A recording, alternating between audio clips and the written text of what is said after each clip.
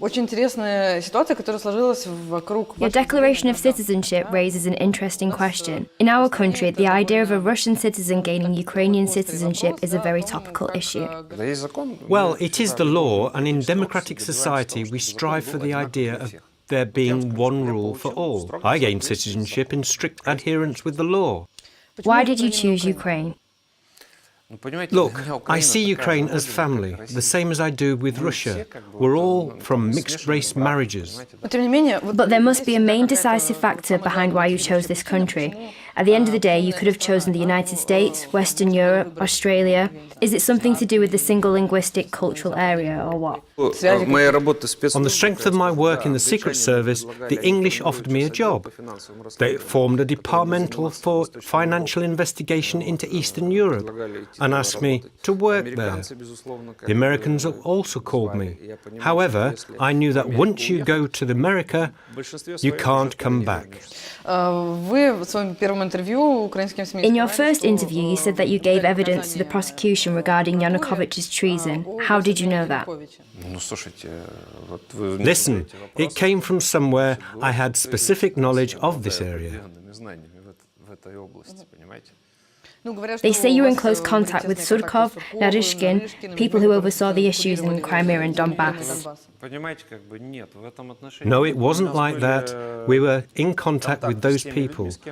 We were associated with them because they worked where I was based, because my position. As we say, in Russia, everything is a secret, but nothing is a secret. In the prosecution, you only commented on the intelligence regarding Yanukovych, or did you talk about something else? Russia's plan for the Donbas, for example? The trial starts in March. I'll present my evidence, and everything will be made known. Let's not anticipate anything. Everyone is very interested in the hot topic. The exclusive, but I don't want to go into detail before it's time to. You said that you feel a certain danger being here. Is that so? What is that in relation to? We're not stupid. We understand what's going on. You see, right now sparks are flying into Russian media. They're dragging me through the mud, thinking up ways to make me seem like a bad guy. It means I've become important to them. I've gotten under their skin. At the moment, the government is sacred in Russia. No one has the right to criticize it. I've spoken out on everything. I say it like it is. And I assure you, there is a large number of conscious people out there who think the same. But they are afraid. Why are they afraid? I explain this in my article. It's because of all grown men in Russia between the ages of 21 and 60 who have been through the prison system. They're everyone in there. And for those who haven't been yet, they can always find a way. It was the same when I apparently organised the theft of certain buildings with people who I'd never met in my life. I'd never seen them. I didn't know them at all. I don't know who these people are. You know, the funniest thing is, when they showed these people the photograph, they said that they knew me. But why are they trying to get rid of you? It all took place in secret until 2013. I knew they were fabricating a case on me.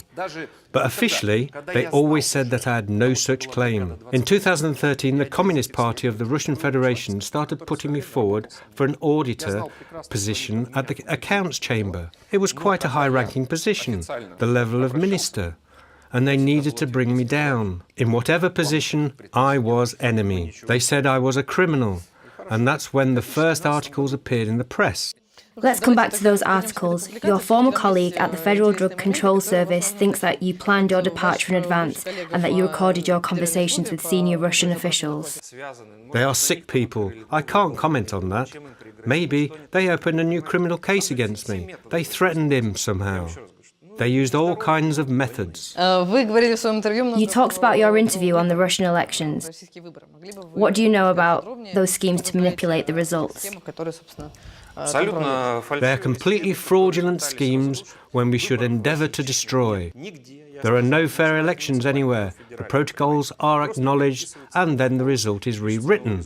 Let's discuss your position on Crimea and Donbas. People dug up photos taken in Crimea on your Twitter page, where you stated that you support the annexation of Crimea.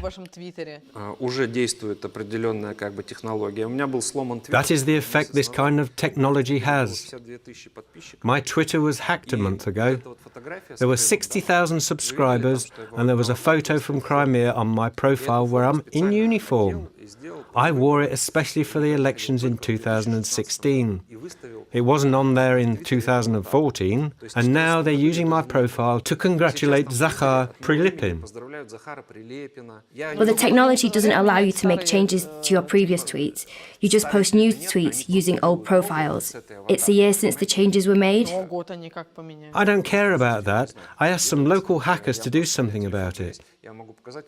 But they can't. They hacked my email, which was linked to Twitter. They hacked my password to Twitter. I can't delete my account now. If we go back to your position on the matter, what do you think? Will Russia return Crimea to Ukraine? I think it's a matter of time. Of course, the current regime will not give it back, and they'll stop at nothing to keep it, including bloodshed. I think that in time, this issue will be resolved in favour of Ukraine. As they say, good things come to those who wait. Ukrainians have to be patient. Unfortunately, it has already happened. Ukraine is also to blame, because it hasn't shown the willpower. We know that 90% of security service staff sided with the FSB, but it is a personal tragedy. Why haven't people left? They have apartments, houses, it's a huge issue. But it's an overwhelming region for Russia to deal with. It will choke on Crimea. Let's go back to the events of 2014, who from the highest ranks, the State Duma deputies, were not publicly opposed to the annexation of Crimea. A huge number of people. I once talked to Ilya Ponomarov.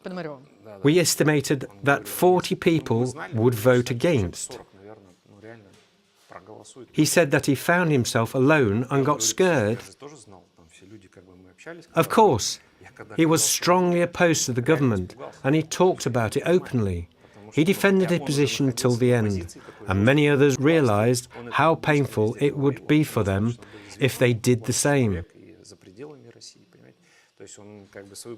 15 minutes of fame for 10,000 years dishonor.